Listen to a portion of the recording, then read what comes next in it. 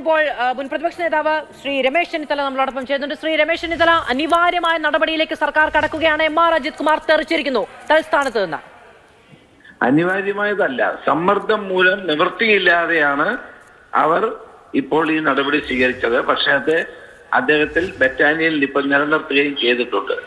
അപ്പൊ അതുകൊണ്ട് മുന്നണിക്കകത്തും പുറത്തും ജനങ്ങളുടെ സമ്മർദ്ദവും പ്രതിപക്ഷത്തിന്റെ സമ്മർദ്ദവും കാരണമാണ് അതിനുണ്ടായത്. അദ്ദേഹം അവസാന നിമിഷത്തെ സംരക്ഷിക്കാനായി ശ്രമിച്ചു. നാളെ അസംബ്ലി തുടങ്ങുന്നത് കൊണ്ട് ഈ നടപടി ഇപ്പോഴുണ്ടായി. ഇതാണ് എന്റെ സത്യം. ഈ പോലീസ് ഫോഴ്സിന്റെ മുഴുവൻ ചുമതലയുള്ള ഒരാൾ, അതായത് ആഭ്യന്തര വകുപ്പിന് കീഴിലെ ഏറ്റവും ശക്തനായ പോലീസ് ഉദ്യോഗസ്ഥൻ, ഏറ്റവും കൂടുതൽ സർക്കാർ പഴി കേൾക്കാൻ ഇടയായ ഒരാൾ, മുഴുവൻ വിശ്വാസ്യതയോടുകൂടി സർക്കാർ ഏൽപ്പിച്ചു കൊടുത്ത ദൗത്യത്തിൽ നിന്ന് രണ്ടാമത്തെ വട്ടമാണ് MR അജിത് കുമാർ ഈ പറയുന്ന നടപടി നേരിടേണ്ടി വരുന്നത്.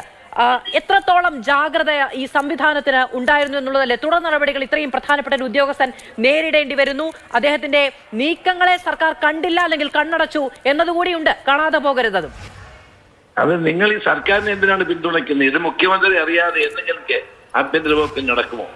ഞാനും ആഭ്യന്തര വകുപ്പ് മന്ത്രിയായിരുന്ന ആളാണ്. പോലീസിൽ എന്ത് നടക്കണം നടക്കണ്ടെന്ന് തീരുമാനിക്കുന്ന മന്ത്രി തന്നെയാണ്, സംശയമൊന്നുമില്ല.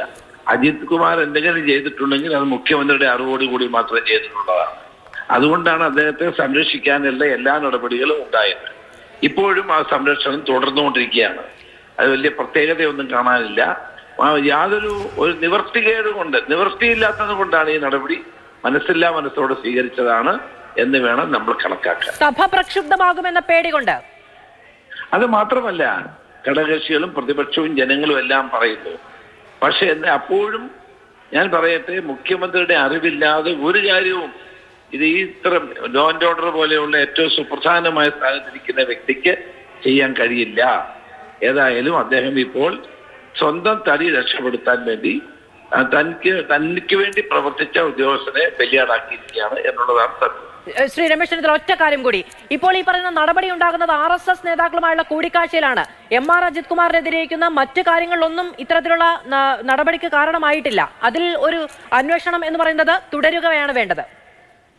അല്ല, അതിപ്പോ അവര് പറയും അന്വേഷിക്കാൻ വെച്ചിട്ടുണ്ടല്ലോ എന്ന് പറയും. ഇതെല്ലാം മുഖ്യമന്ത്രി അറിഞ്ഞിട്ട് തന്നെയല്ലേ RSS നേതാക്കളെ കാണാൻ പോയത്, അല്ലെങ്കിൽ കാണാൻ പോകുമോ? ഇതെല്ലാവർക്കും അറിയുന്ന കാര്യമല്ലേ. ഇപ്പോൾ സ്വന്തം തടി രക്ഷിക്കാനുള്ള ഒരു നടപടി ഉണ്ടായി എന്ന് മാത്രം കരുതിയാൽ മതി. ശരി, വളരെയധികം നന്ദി ശ്രീ രമേശ് ചെന്നിത്തല സംസാരിച്ചതിന്.